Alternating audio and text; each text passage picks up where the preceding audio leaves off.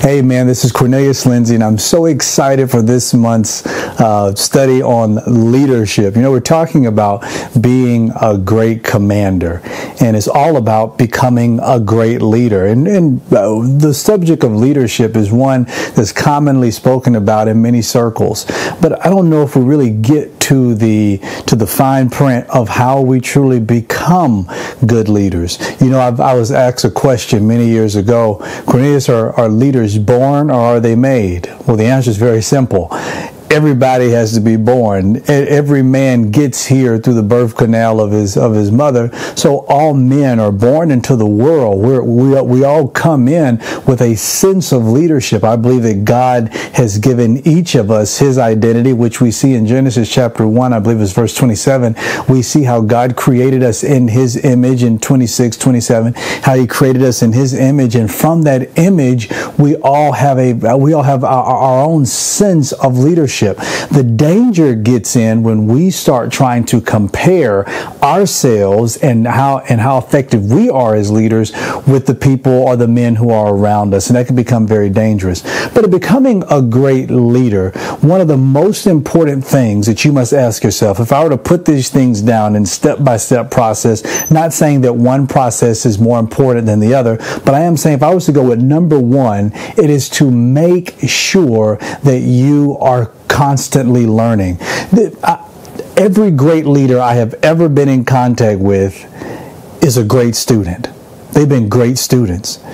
There are many great leaders who I know. I'm able to sit down with these men, and when I converse with them, you know, something they always tell me what they just learned.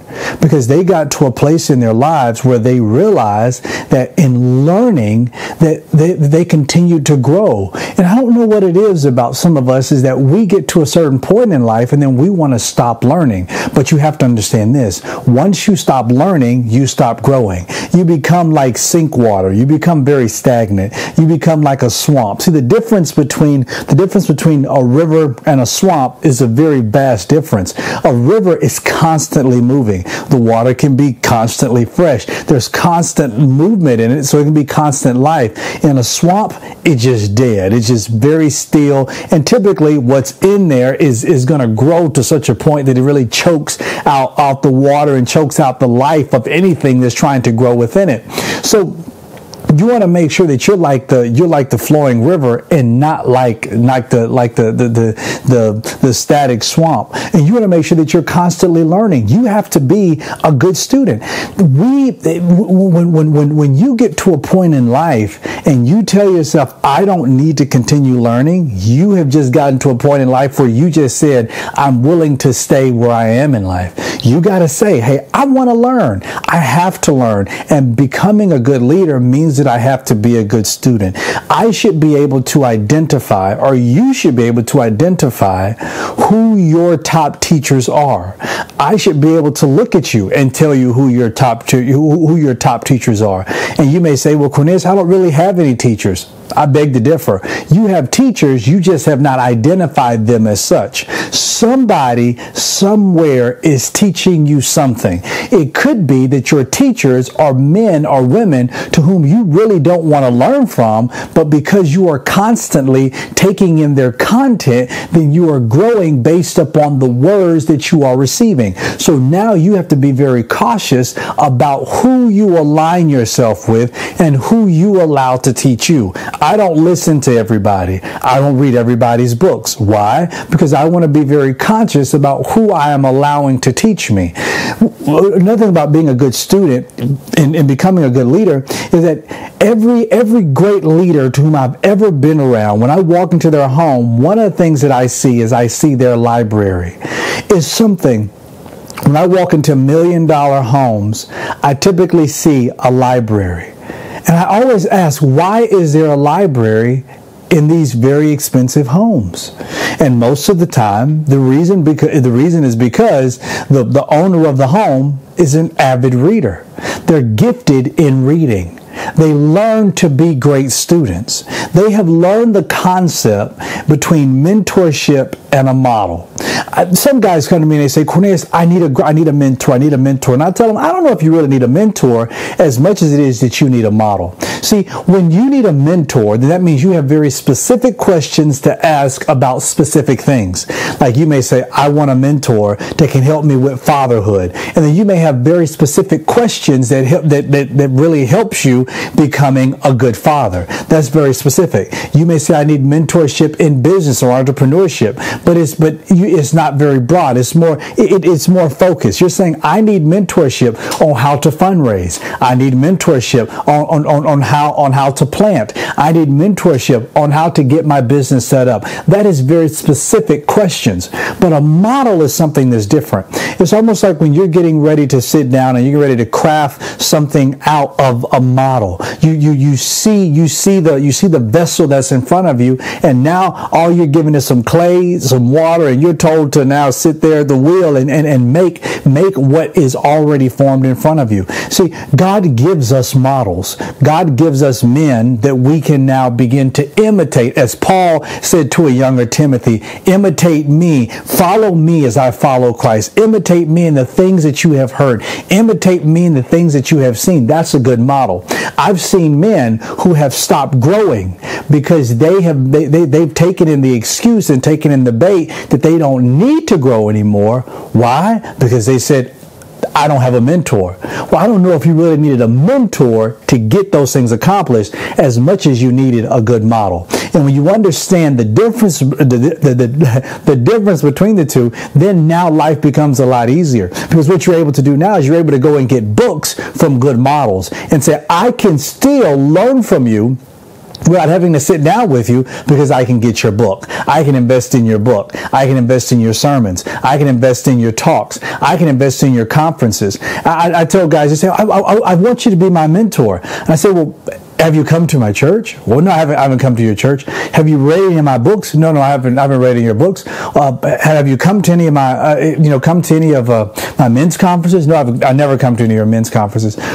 I don't think you're really looking for a mentor. If you are, maybe I'm not it. Because see, first, before I find the mentor, I should find a good model. And that's always a good practice. If I'm becoming a good leader, I want to find leaders I can imitate. And when I find great leaders, and I want to learn about them, men to whom I have learned to imitate, men to whom I see as leaders, I buy all their books. I go to their conferences. I listen to their sermons. I go where they are. Why? Because I know that I need what's in them more than they need what's in me. They don't know me yet, and that's okay, because I want to learn about them. I want to learn what they know. I want to imitate how they are with their family. I want to see those intimate things, and before I can see too intimately into their lives, maybe I need to look at more of a broad model and just be able to see some stuff that they're willing to show. So the first thing is you want to make sure that you're a good student. Number two, if you're saying, I want to become a great leader, that means that you have to have the confidence that you can truly be a leader. I know too many men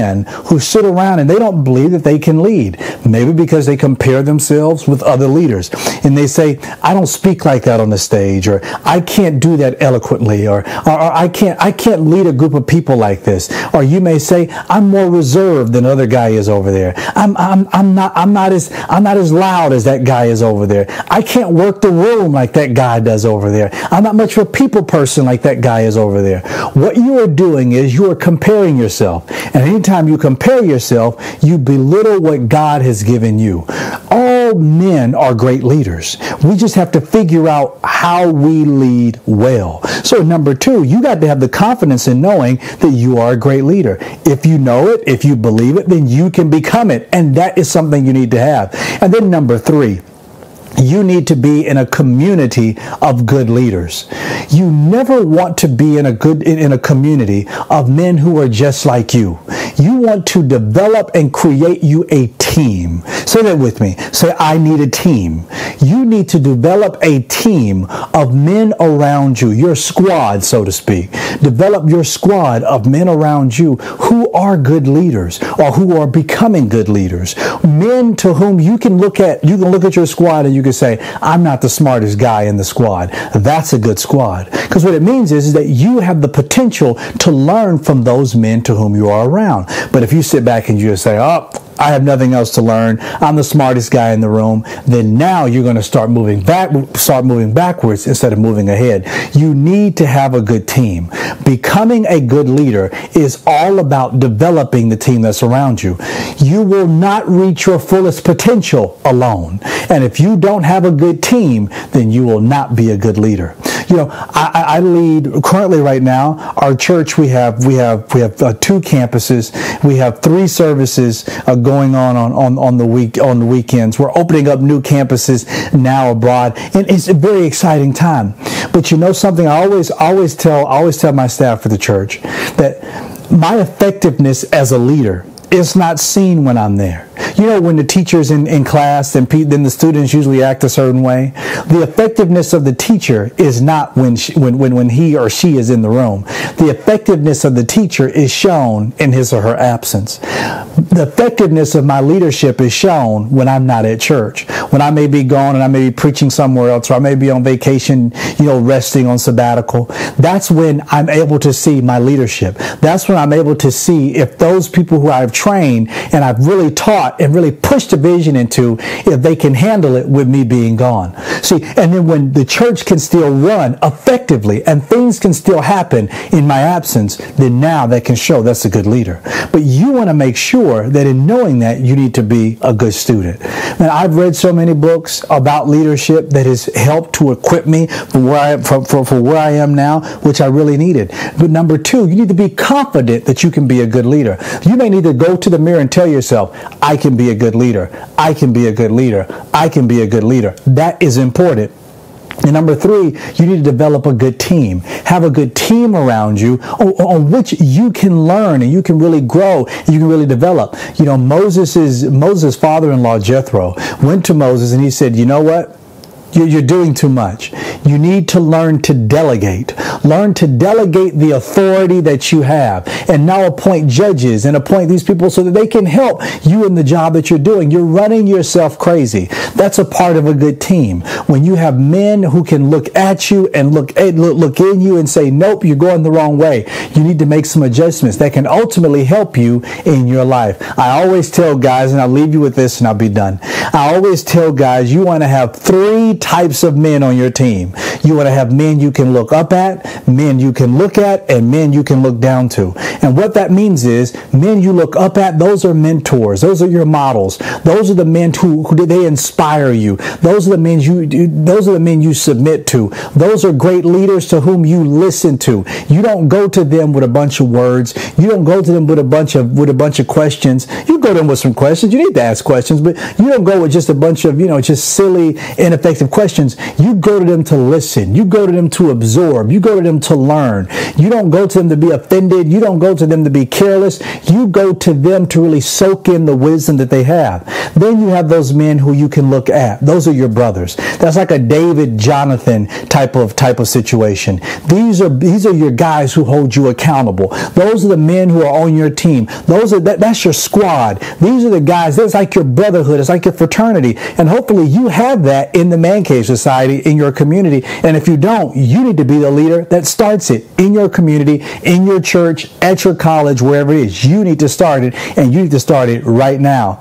And the last one is, you want to have men who you can look down to. It doesn't mean that you're looking down on them, but what it is you have mentees. Those are men who you can pour into. And it's so important to have those men you can pour into, because when you are teaching, when you know that you are responsible for teaching somebody else, you learn to absorb the information quicker. When I know that it's important for me to learn this, to teach to somebody else, I'm really seeing the importance of learning it so I can give it to somebody else. So you need to make sure that you at least have those three types of men in your life. Those men you can look up at, those men you can look at, and those men you can look down to.